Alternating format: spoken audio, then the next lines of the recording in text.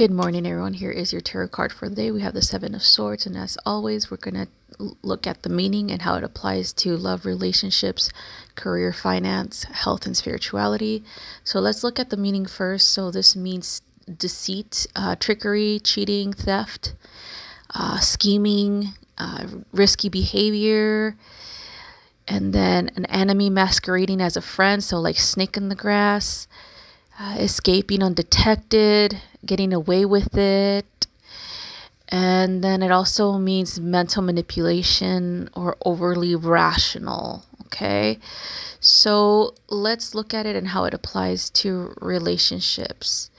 So when this card comes up, this could be that there's some type of deceptive energy surrounding the relationship, some type of betrayal. People are lying to each other, or maybe they're hiding some type of like cheating. Okay, it is definitely a sign of infidelity in the relationship, but that doesn't mean you have to jump to conclusion and address it right away. It might be that it appears like that, but it actually isn't cheating. It could just be that this person is seeking validation from someone else outside of the relationship, because you might not be the person that they feel comfortable enough to seek that validation with. Maybe there is tempers that have been running high, and you have shut down yourself, or you have not been very available to your partner, or vice versa. Maybe your partner has not been very available to you, and you are seeking assistance or emotional support from someone else. Okay, so this is also urging you to have that conversation. Okay, have that conversation with your relationship. If it's very loving in the beginning, or if it's still like that, you just have a bump in the road, then you need to get together and talk about it. Okay, if you're not in a relationship, this often tells us about a attitude that you have towards romance, where you are possibly seeking multiple partners. Maybe you aren't satisfied with having just one partner. Maybe you are talking to multiple people at once. And when you're dating, okay, that's okay to get to know people at, like in that way. But when you start to get to a point where the other person doesn't realize that you're doing this, then you're the manipulator. You're lying. You're not being truthful.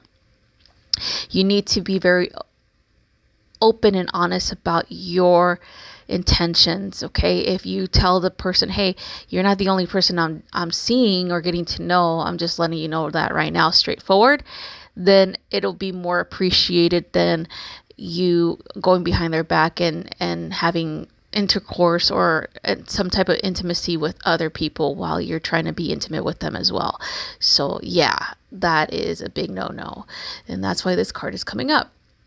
And it doesn't necessarily have to be you. It could also be the person that you are seeing.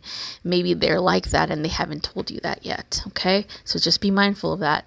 So money and career, this is about deceit or trickery around work settings. So maybe somebody in your work setting is becoming that way towards you, or maybe they're undermining you with other people, or spreading lies or gossip about you behind your back that you are not even aware of, or they're probably doing that on purpose to discredit you so that they could get a promotion over you.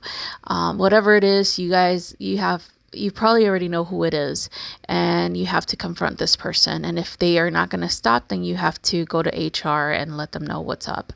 So moving on with finance, this is about stealing and burglary and fraud. Okay, so how does this apply to you?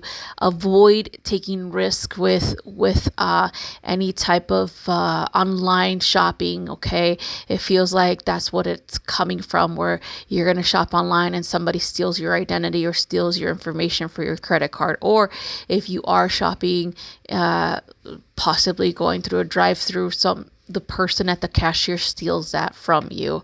So you got to be careful. Maybe try to take out cash as much as you can and use cash instead of credit right now, because we are in Aquarius season at this time, and there's a lot of fraud that has to do with tech right now. Okay, so moving on. with health and relationships to spirituality. So how do we get this better? So our health issues are coming back again to test us. There are symptoms that you probably ignored or dismissed, thinking, oh, it's just a cold, it's going to go away anytime soon. But it's not going away, it's persistent. So this could be a cause of neglecting some much needed changes in your routine, possibly dietary changes, things like that. So don't go off the path when it comes to your health. Eat the things that you're supposed to eat. Your body's going to indicate whether or not it's been needing some support from you by showing up as an illness, things like that, slowing you down. Okay.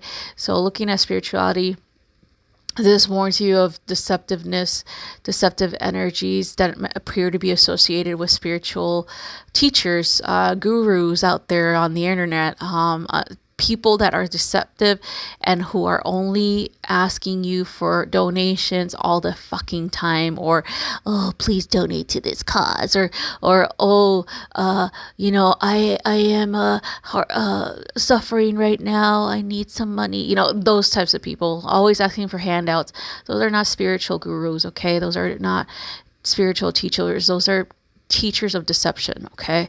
Yeah, they might know things here and there, but ultimately, you're the only one that can connect to your higher power or your higher self or whatever you call it on your own. You just need to practice, okay? Just practice meditation. Like I keep telling you guys in every video, just practice, okay?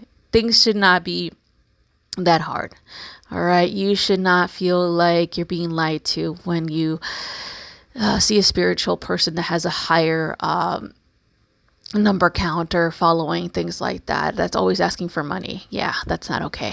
All right, so that's all I have for you guys. Thank you so much for watching. I hope you have a wonderful rest of your day.